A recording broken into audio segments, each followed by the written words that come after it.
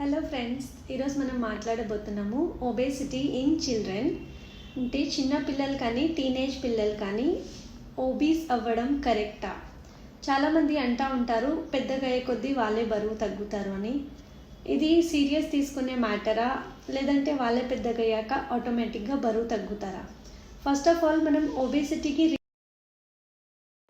First reason వచ్చేసి sedentary life style.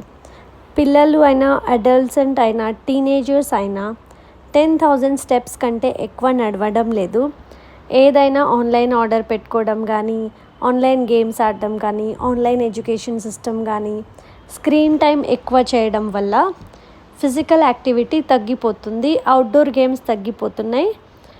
ఏం చేసినా ఒక ప్లేస్లో కూర్చొని ఉండడం వల్ల ఎంటీ క్యాలరీస్ ఫుడ్ లైక్ పిజ్జాలు, బర్గర్లు, ఫ్రెంచ్ ఫ్రైస్లు తినడం వల్ల వెయిట్ పెరగడం అనేది అవుతుంది. ఓవర్ వెయిట్ వల్ల రిస్క్ ఎలా ఉంటాయంటే ఫ్యూచర్లో diabetes, BP, heart problems, metabolic disorders, many other disorders వచ్చే ఛాన్సెస్ ఉంటాయి. అందుకే పిల్లలకి ఇప్పటి నుంచే బ్యాలెన్స్ డైట్ అలవాటు చేయడం స్టార్ట్ చేయాలి. బ్యాలెన్స్ డైట్లో మీరు పిల్లలకి హెల్దీ గ్రెయిన్స్తో పాటు proteins, vitamins, minerals that is fruits and vegetables, healthy fat that is fish, meet and nuts,